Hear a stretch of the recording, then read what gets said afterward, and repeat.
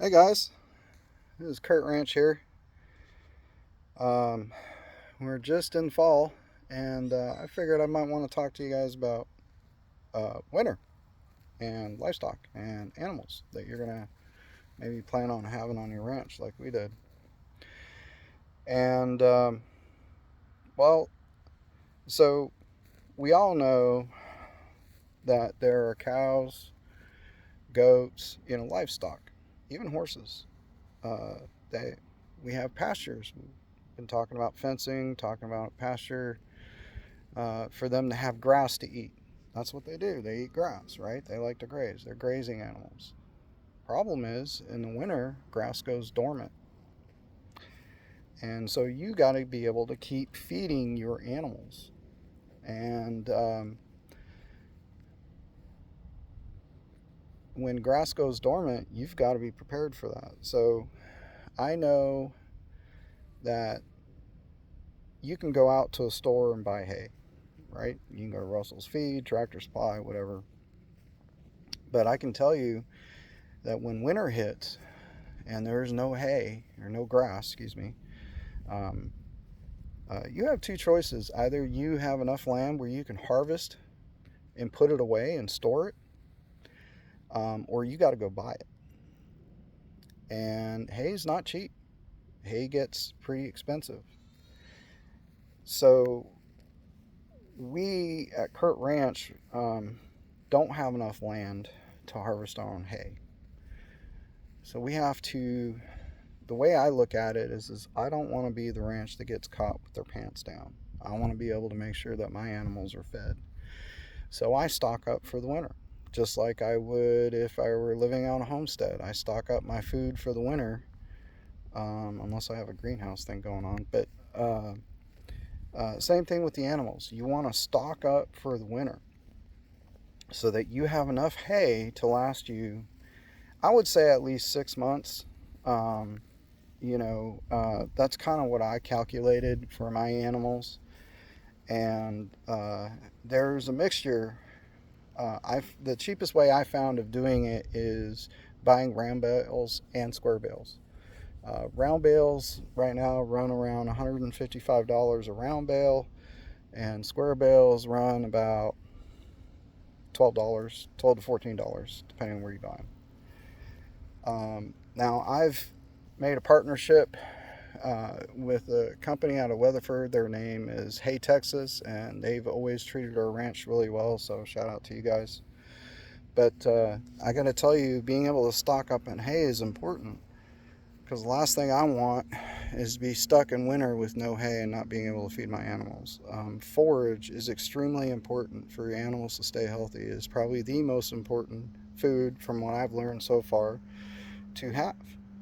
Um, there is grains that you can feed your animals, which we do supplement grain. Our cows get some cake once or twice a week. Our horses get grain once or um, morning and evening, and our goats get, well, they get grain right now because they're kids, but once they get older, the only thing they do is they forage on hay and weeds. Um, but one of the things I wanted to show you guys is the. So if you guys can see that, that is my round bale stock, and that is the hay barn I built out of scrap wood to stock up my square bales. Now, question is, how much hay do you need for your animals? Well, to be honest with you, that looks like a lot of hay. It's not 6 months worth. We are going to have to stretch it, but it's all we could afford out of our budget. Um, the thing with feeding hay to the animals is one cow alone has to be able to forage about 24 pounds to 30 pounds a day of hay. A the horses are a little bit less, about 15 to 20 pounds, depending on size. Everything's done by body weight. I'm just giving you guys averages. Body weight, I think, was estimated around 2% of their body weight, roughly.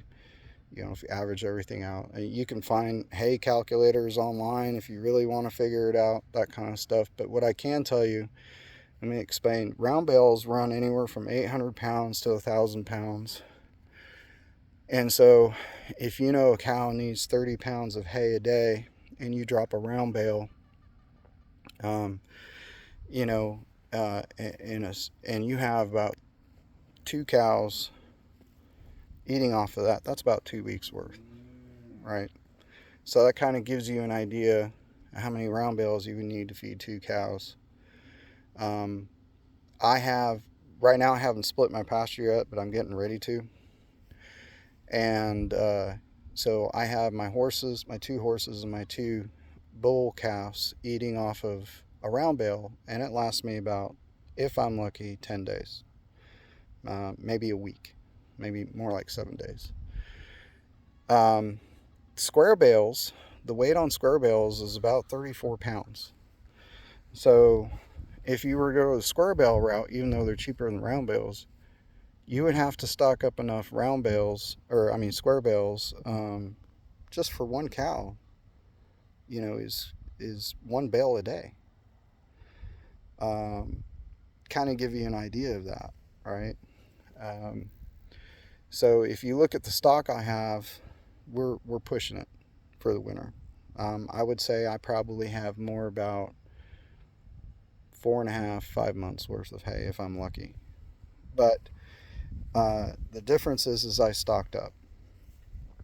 And with drought conditions, and if you talk to a hay supplier, you want to make sure that they have hay, because I've seen situations where farms or ranches need hay and they have not been able to pick any up because they're out. It's gone. And there are alternative, Purina makes these hay forage cubes that kind of help replace that, but it's hard on their kidneys, so I wouldn't recommend it. Along with horses, there's really not any alternatives. They really do need hay. I found a balance of grain and hay is important for all the animals. If you were, for instance, just try to feed them grain, they can scour. The forage kind of helps balance everything out. And really the forage is where they get all their nutrients, because they're grazing animals, right? And any of you guys out there that are way more experienced than me and you don't agree with what I have to say, or get upset with what I have to say, I'm sorry. Just leave me a comment and I'll correct myself. But I'm just trying to share what I've learned and what I understand so far. And so mainly with this video, I just want you guys to be aware, when you buy a farm, you can't just throw an animal out on the pasture and think they're going to be good for the rest of the year. You make sure you guys have a plan. Make sure you're prepared to feed your animals and that you have the funds to do so. Because like I told you guys in my first video, be prepared to have a lot more money than what you just plan on spending and building the ranch, because you got to have an operating budget. You got to have a feeding budget. There's a lot of care when it comes to these animals. You got veterinary bills, you got fencing, you got feed, fly control, and I'll cover a lot of these other subject areas in other videos. At least that's my plan. But if you guys like these videos, I hope you like and subscribe. I'll continue to try and point some things out that we've learned since we built this ranch, and we're doing overall we're doing really well. Our animals are happy and healthy, and our future is looking bright. So for those of you that have never owned a ranch and are looking to start one, I really hope this stuff helps you guys.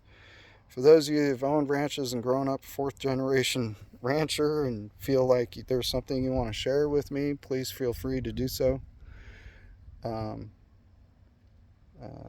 I'm just trying to provide some information on what we've learned and what our experiences are, and we're pretty excited. But as always, God bless. See you for now.